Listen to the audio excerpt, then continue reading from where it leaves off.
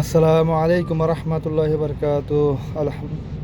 আলহামদুলিল্লাহি ওয়াসসালাতু ওয়াসসালামু আলা মান লা নাবিয়্যা বা'দা। আউযু বিল্লাহি মিনাশ শাইতানির রাজিম। বিসমিল্লাহির রহমানির রহিম। ইয়া আইয়ুহান নাসু ইত্তাকু রাব্বাকুম ইন্না যালযালাতাস সাআতি শাইউন আযীম। ইয়াওমা তারাওনাহা তাযহালু কুল্লু মুরদিআতিন আম্মা আরযাআত ওয়া তাযাউ কুল্লু যাতি হামলিন হামলাহা ওয়া তারান নাসা সুকারা ওয়া মা হুম বিসুকারা ওয়ালাকিন্না আযাবাল্লাহি শাদীদ। ওয়ামিনান নাসি মা ইউজাদিলুনা ফিল্লাহি বিগাইরি ইলমি ওয়াত্তাবিউ কুল্লা শাইতানিন মারিদ। আলহামদুলিল্লাহ, যাবতীয় প্রশংসা আল্লাহর জন্য, যিনার অশেষ রহমতে আপনাদের সামনে দু চারটি কথা বলার তৌফিক আল্লাহ ফরমাইছেন, আমাকে সুস্থ রেখেছেন। এমনকি সমগ্র পৃথিবীকে যিনি পরিচালনা করতেছেন সেই মহান রাব্বুল আলামিনের শুকরিয়া জ্ঞাপন করে শেষ করা যাবে না। লক্ষ কোটি দরুদ ও সালাম বর্ষিত হোক আমাদের প্রিয় নবী হযরত মুহাম্মদ সাল্লাল্লাহু আলাইহি সাল্লামের উপরে। আল্লাহ ওনাকে শান্তিতে রাখুক, জান্নাতের সর্বোচ্চ মাকাম দান করুক, আমিন। আজকে আমি কোরআনে কারিমা থেকে সূরাতুল হজের 3টি আয়াত তেলাওয়াত করেছি। ইনশাআল্লাহ আল্লাহু আজিজ এখান থেকে সংক্ষিপ্তভাবে কিছু বলার চেষ্টা করব।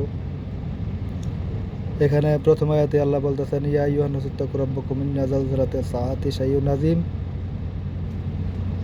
হে বিশ্ববাসীগণ, হে মানব সকল, তোমরা ভয় করো সেই কিয়ামত দিবসকে। কিয়ামত এক ভয়ঙ্কর ব্যাপার, তোমরা সেই দিনকে ভয় করো। ইয়াউমা তারাওনাহা তাযহালু কুল্লু মুরদিআতিন আম্মা আরযাআত ওয়া তাযাউ কুল্লু যাতি হামলিন হামলাহা ওয়া তারান নাসা সুকারা ওয়া মা হুম বিসুকারা ওয়ালাকিন্না আযাবাল্লাহি শাদীদ। সেই দিন এমন অবস্থা হবে যে প্রত্যেক গর্ভধারিণী মাতা তার সন্তান গর্ভপাত ঘটিয়ে ফেলাবে। 7-8 মাইনা বা গর্ভের সময় হয় নাই, কিন্তু সেই আযাবের ভয়ে তারা তাদের গর্ভপাত ঘটিয়ে ফেলবে। আবার অনেক মায়ের কোলে থাকবে, সন্তানকে দুধ পান করাচ্ছে, এমন অবস্থায় তার দুধ পান করানো অবস্থায় তার কোল থেকে তার সন্তান পড়ে যাবে, সে টেরও পাবে না, সে আযাবের ভয়ে। তোমরা দেখবে মানুষকে মাতালের অবস্থায় এদিক সেদিক হেলতেছে,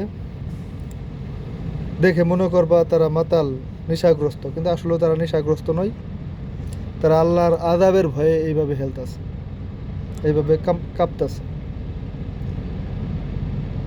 তারপরে পরবর্তী আয়াতে বলতেছে যে দুনিয়াতে দেখবা অনেকেই তর্ক করে আল্লাহর বিষয়ে,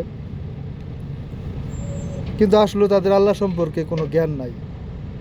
তর্ক করা কাজ হচ্ছে শয়তানের। তারা না বুঝে আল্লাহ সম্পর্কে অনেক কথা বাড়িয়ে বলে, কেউ কমিয়ে বলে, কেউ বিতর্ক করে। আসলে যারা বিতর্ক করে তারা হচ্ছে শয়তানের মুরিদ।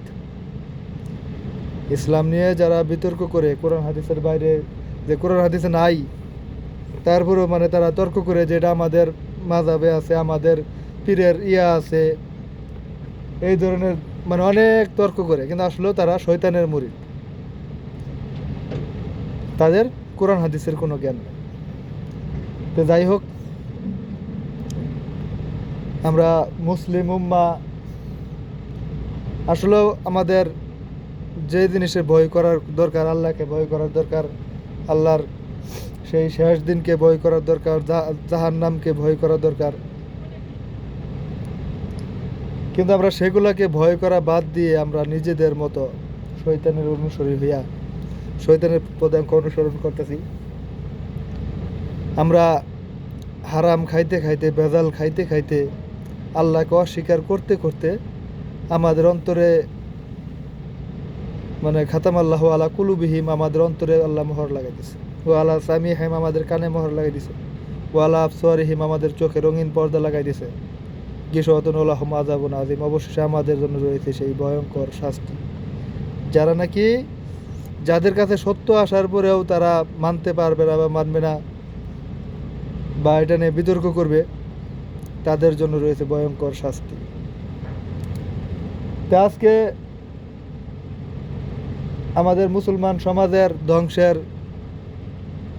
মূল কারণ হচ্ছে লোভ। যুগে যুগে পৃথিবীর শুরু থেকে শেষ পর্যন্ত যে ইতিহাস পড়ে জানা যায় ক্ষমতার লোভ আর অর্থের লোভ আর কিছু বাজে কিছু নেশা, আর বিশেষ করে নিজেদের ভিতরে একতেলাফ, যা আমি যেটা বলতেছি সেটাই রাইট, আর যেগুলো বলতেছে এটা মানে বাতিল।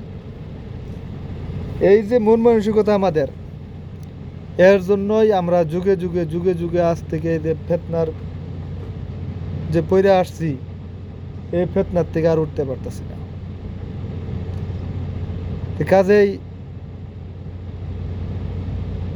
এখন আমাদের যে অবস্থা, সারা পৃথিবী জুড়ে আমরা যেভাবে লাঞ্ছিত, মার খাচ্ছি, যেভাবে কোনো জায়গায় আমাদেরকে মানে এই করতেছে না,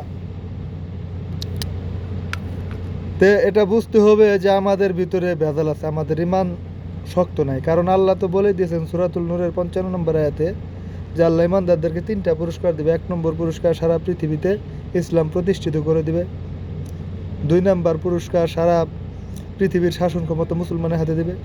3 নম্বর পুরস্কার হচ্ছে সারা পৃথিবীতে ইমানদারদেরকে আল্লাহ সন্ত্রাসী হামলা থেকে রক্ষা করবে। সূরাতুল নূর 55 নম্বর আয়াত। তো এখানে আল্লাহ যে ওয়াদাগুলা করছে আসলে এগুলা আমাদের মতো নাফরমানের উপরে না, ইমানদারের উপরে। আজকে আমরা কেমন ইমানদার, ভোট আসলে দেখা যায় ইমানদার কেমন, 200, 300, 500 টাকার জন্য নিজের ইমান বিক্রি করে দেয়। তারপরে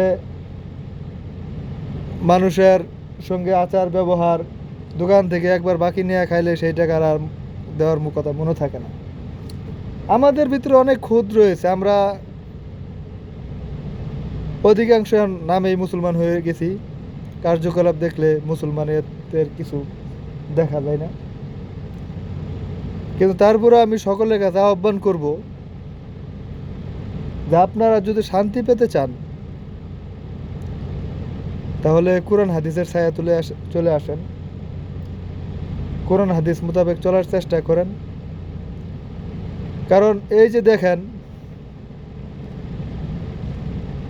আল্লাহর রহমত ছাড়া আপনি যত কিছুই করেন, এদের সমাজের ভিতরে অনেক লোক রয়েছে, তাদেরকে দিনের কথা বলে, ইসলামের কথা বললে তারা মানে তাদের মনটা মানে অনেক ছোট হয়ে যায়, খারাপ হয়ে যায়।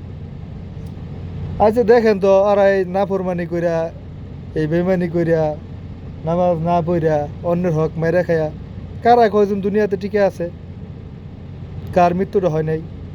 আপনার এলাকার কোন ক্ষমতাশালী ব্যক্তি আজীবন বেঁচে আছে? কাজেই একটা জিনিস স্মরণ রাখবেন যে মৃত্যু আপনার আমার সকলের সংগঠিত হবে। মৃত্যু মালাকাল মউত থেকে কেউ পলায়ন করতে পারবে না। এই একটা কথা স্মরণ করে সকলের কাছে আমি অনুরোধ করি, দেশের যে অনবস্থা, দেশি বিদেশি সমস্ত চক্রান্তের কারণে দেশটা এখন অস্তিত্বশীল। এই অবস্থায় দেশটা সকলেরই, যেহেতু বাংলাদেশ একটা অসাম্প্রদায়িক দেশ, সেখানে সবারই চলার থাকার অধিকার রয়েছে।